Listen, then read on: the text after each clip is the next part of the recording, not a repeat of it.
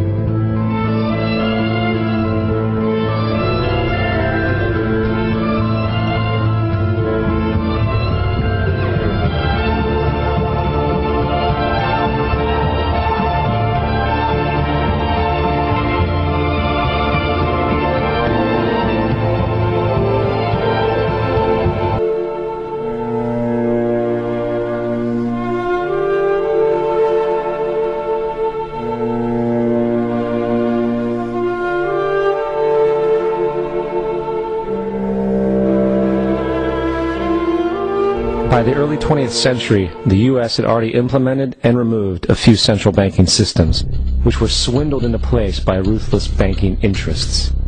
At this time, the dominant families in the banking and business world were the Rockefellers, the Morgans, the Warburgs, the Rothschilds. And in the early 1900s, they sought to push, once again, legislation to create another central bank. However, they knew the government and public were very weary of such an institution, so they needed to create an incident to affect public opinion. So, J.P. Morgan, publicly considered a financial luminary at the time, exploited his mass influence by publishing rumors that a prominent bank in New York was insolvent or bankrupt. Morgan knew this would cause mass hysteria, which would affect other banks as well. And it did. The public, in fear of losing their deposits, immediately began mass withdrawals. Consequently, the banks were forced to call in their loans, causing the recipients to sell their property, and thus a spiral of bankruptcies, repossessions, and turmoil emerged. Putting the pieces together a few years later, Frederick Allen of Life magazine wrote, "The Morgan interests took advantage to precipitate the panic, guiding it shrewdly as it progressed." Unaware of the fraud, the Panic of 1907 led to a congressional investigation headed by Senator Nelson Aldrich, who had intimate ties to the banking cartels and later became part of the Rockefeller family through marriage. The commission, led by Aldrich, recommended a central bank should be implemented so a panic like 1907 could never happen again. This was the spark the international bankers needed to initiate their plan.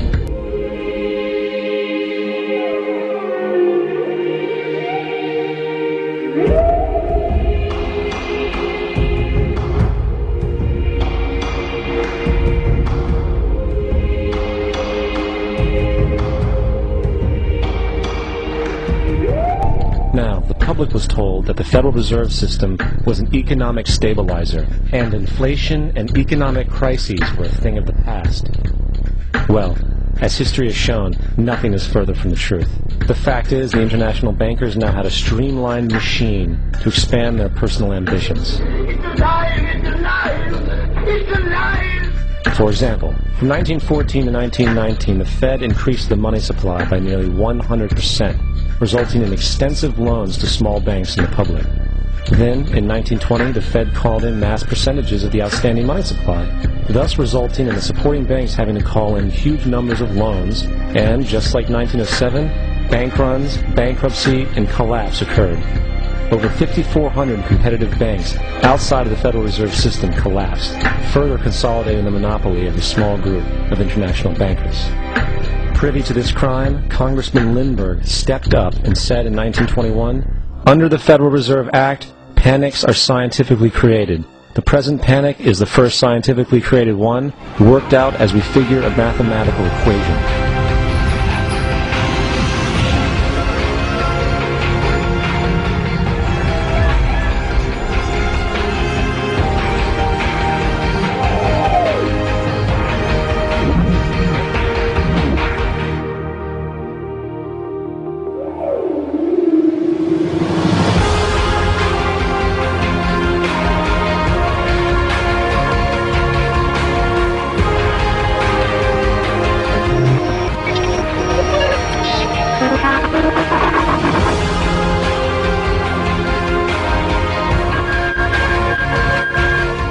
However, the panic of 1920 was just a warm-up.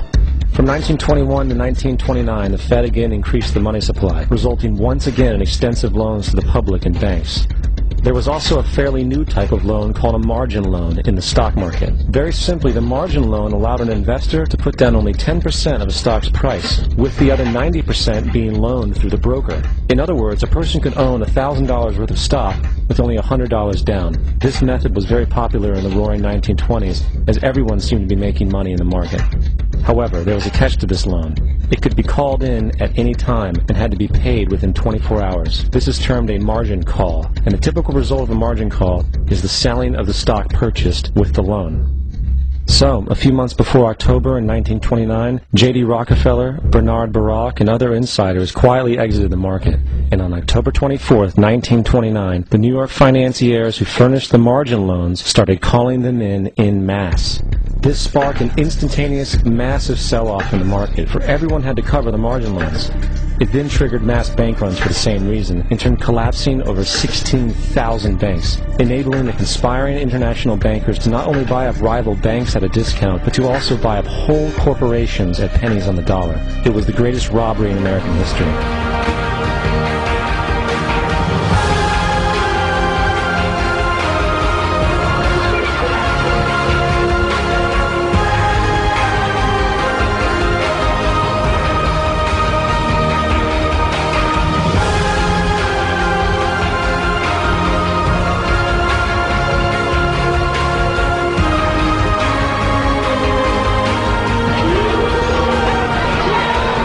But that didn't stop there.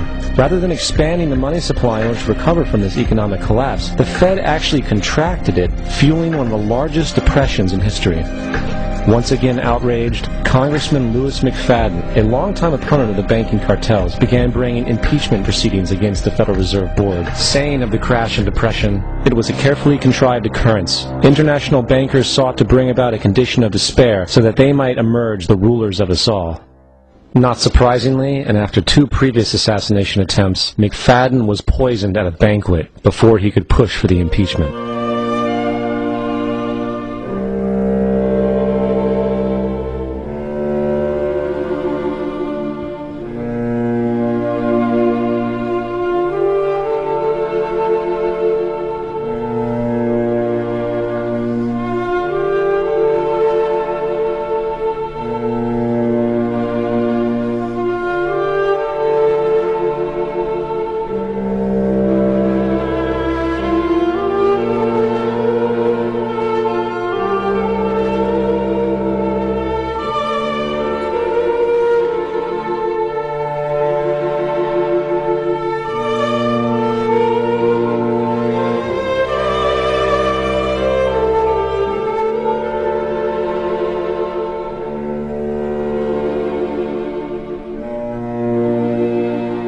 Now, having reduced the society to squalor, the Federal Reserve bankers decided that the gold standard should be removed. In order to do this, they needed to acquire the remaining gold in the system. So, under the pretense of helping to end the Depression, came the 1933 gold seizure.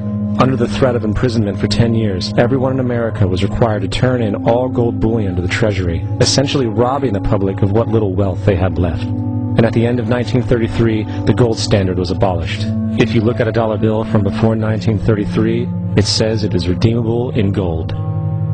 You look at a dollar bill today, it says it is legal tender, which means it is backed by absolutely nothing. It is worthless paper. The only thing that gives our money value is how much of it is in circulation. Therefore, the power to regulate the money supply is also the power to regulate its value, which is also the power to bring entire economies and societies to its knees.